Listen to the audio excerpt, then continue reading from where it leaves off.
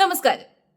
Big boss അഗ്നിപരീക്ഷ എല്ലാ പ്രാവശ്യവും ഓരോരോ പുതിയ പുതിയ പരീക്ഷണങ്ങളുമായിട്ട് ബിഗ് ബോസ് വരാറുണ്ട്, ഏഷ്യാനെറ്റ് കൊണ്ടുവരാറുണ്ട്.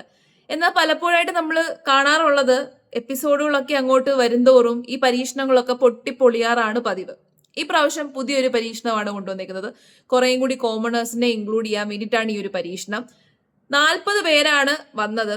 പക്ഷേ അതിൽ ആദ്യം തന്നെ 20 പേരെ പെട്ടെന്ന് തന്നെ ഔട്ടാക്കി വിട്ടു. ഇനി ഈ 20 പേരിൽ നിന്ന് 1, 2, 3 പേരെ എടുക്കത്തുള്ളൂ. എല്ലാവരെയും ഒന്നും എടുക്കില്ല. കാരണം എന്ന് വെച്ച് കഴിഞ്ഞാൽ ഒരുപാട് കോമണേഴ്സിന് അവസരം കൊടുക്കുന്നുണ്ട് എന്ന് പറഞ്ഞു കഴിഞ്ഞാലും നിങ്ങൾ തന്നെ ഒന്ന് ആലോചിച്ച് നോക്കിക്കേ. ഈ ഒരു ഷോ മുഴുവനായിട്ടും വ്യൂവേഴ്സിന്റെ സൈക്കോളജി വെച്ചിട്ടാണ് മുന്നോട്ട് പോകുന്നത്. വ്യൂവേഴ്സിന് കാണാൻ ഇത് ആഗ്രഹം ഉണ്ടാകണം. ഒരു ഷോ മുഴുവനായിട്ടും സാധാരണക്കാരാണെന്നുണ്ടെങ്കിൽ ഉറപ്പായിട്ടും ആൾക്കാർക്ക് അത് കാണാനുള്ള ഇൻട്രസ്റ്റ് ഒരുപാട് ഉണ്ടാവില്ല. ഒരു 3-4 പേരെ ഉള്ളെന്നുണ്ടെങ്കിൽ ഓക്കെ, ബാക്കി എല്ലാവരും സെലിബ്രിറ്റീസ് ആയിട്ട് ഫേമസ് ആയിട്ട് സോഷ്യൽ മീഡിയയിൽ വിവാദങ്ങൾ ഉണ്ടാക്കി വലിയ വലിയ പ്രശ്നങ്ങൾ ഉണ്ടാക്കിയ ആൾക്കാരാണെന്നുണ്ടെങ്കിൽ അവരുടെ ലൈഫ് എങ്ങനെയാണ്, അവരുടെ സ്വഭാവം എങ്ങനെയാണ് എന്നൊക്കെ കാണാൻ വേണ്ടി ആൾക്കാർക്ക് ഒരുപാട് ആഗ്രഹം ഉണ്ടാവും. അതുകൊണ്ട് തന്നെ 3-4 പേരിൽ കൂടുതലൊന്നും എടുക്കാൻ സാധ്യതയില്ല. ഇപ്പൊ 20 പേരെ സെലക്ട് ചെയ്ത് വെച്ചിട്ടുണ്ട്. ഈ 20 പേരിൽ നിന്നും ഹ്യൂജ് നമ്പർ ഓഫ് ആൾക്കാരെ പുറത്തു കളയും. ഇതിനു വേണ്ടിയിട്ടൊക്കെ ഇറങ്ങിത്തിരിക്കുന്ന ആൾക്കാർക്ക് ഒരുപാട് കഷ്ടപ്പാടാണ്. കാരണം ഇത്രയും കഷ്ടപ്പെട്ടിട്ടുണ്ടെന്നുണ്ടെങ്കിൽ പെട്ടെന്ന് തന്നെ പുറത്തു പോകേണ്ടി വന്ന ഒരവസ്ഥ. പിന്നെ ഇതിലേക്ക് ഇറങ്ങുന്ന ആൾക്കാർക്ക് ആദ്യം തന്നെ മനസ്സിലാക്കേണ്ടത്, ഇവിടെ വരുമ്പോഴേക്കും നമ്മുടെ ക്യാരക്ടർ പല രീതിയിലേക്ക് മാറും.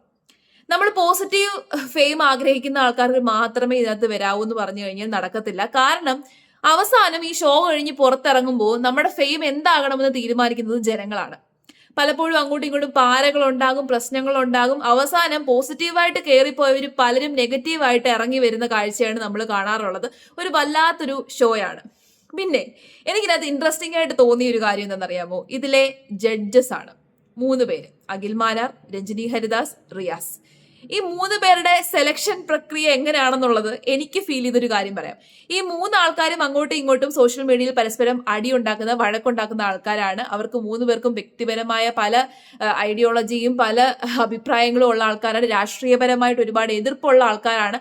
അപ്പൊ അവിടെ വരുമ്പോൾ ആൾക്കാർക്ക് കാണാൻ ഒരു ഇൻട്രസ്റ്റ് ഉണ്ടാവും. ഇനി അവരവിടെ വന്ന് വഴക്കുണ്ടാക്കുവോ ബഹളം വെക്കുവോ എന്നതിന് വേണ്ടിയിട്ട് 3 പേരെ സെലക്ട് ചെയ്തതായിട്ടാണ് എനിക്ക് ഫീൽ ചെയ്തത്. അല്ലാതെ ഈ റിയാസിനെയും രഞ്ജിനിയെയും അഖിൽമാരാറെയും ഒക്കെ ഒരു ജഡ്ജായിട്ട് വെച്ചതിന്റെ ഉദ്ദേശം എനിക്ക് മനസ്സിലാവുന്നില്ല.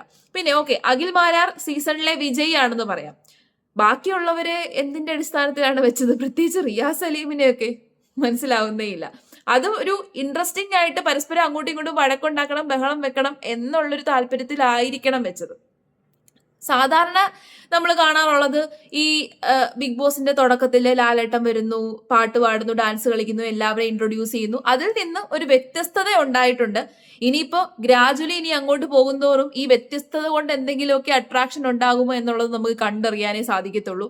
കാരണം എന്തെന്ന് പറഞ്ഞു കഴിഞ്ഞാലും എത്രന്ന് പറഞ്ഞു കഴിഞ്ഞാലും എന്തോ ഈ ഷോയോടൊരു താല്പര്യം എല്ലാവർക്കും ഉണ്ട്.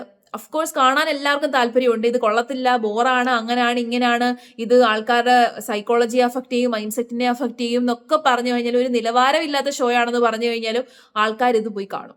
ഭയങ്കര ഇൻട്രസ്റ്റിങ്ങോടുകൂടി പോയി കാണും. അത് നമ്മുടെ ഒരു സൈക്കോളജിയാണ്. കാരണം മറ്റുള്ളവരുടെ ജീവിതത്തിലേക്ക് എത്തി നോക്കുക, അവരുടെ ജീവിതം കാണുക എന്നുള്ളത് നമുക്ക് എല്ലാവർക്കും ഇൻട്രസ്റ്റ് ഉള്ളൊരു കാര്യമാണ്. എല്ലാ മനുഷ്യന്മാർക്കും ഇൻട്രസ്റ്റ് ഉള്ളൊരു കാര്യമാണ്. അതൊരു ഹ്യൂമൻ സൈക്കോളജിയാണ്. ആ ഒരു സൈക്കോളജി വെച്ച് പുലർത്തുന്ന ഒരു ഷോ ആണ്. ഇനി അങ്ങോട്ട് ഇതിനെ റിലേറ്റഡ് ആയിട്ടുള്ള, ഇനിയിപ്പോൾ എനിക്കൊന്ന് കേരളത്തിലെ വാർത്തകളായിരിക്കത്തില്ല മെയിനായിട്ട് ആൾക്കാരുടെ കോൺസെൻട്രേഷൻ. ഇത് റിലേറ്റഡ് ആയിട്ടുള്ള വിവാദങ്ങളും പ്രശ്നങ്ങളും ഒക്കെ ആയിരിക്കും ഇനി ഗ്രാജുവലി വരാൻ പോകുന്നത്. പിന്നെ ഈ ഒരു വീഡിയോ നിങ്ങൾക്ക് ഇൻട്രസ്റ്റ് ഇല്ല എന്നുണ്ടെങ്കിൽ നിങ്ങൾ സ്കിപ്പ് ചെയ്തു പോവുക. കാണാൻ താല്പര്യമില്ലെങ്കിൽ സ്കിപ്പ് ചെയ്തു പോവുക. ബിഗ് ബോസിൽ എന്തെങ്കിലും ഇതുപോലത്തെ വലിയ വലിയ കോൺട്രവേഴ്സീസും പ്രശ്നങ്ങളും വിവാദങ്ങളും ഒക്കെ ഉണ്ടാകുവാണെന്നുണ്ടെങ്കിൽ അതിനെ പറ്റിയിട്ട് തീർച്ചയായിട്ടും ഞാൻ വീഡിയോ ചെയ്യുന്നതായിരിക്കാം.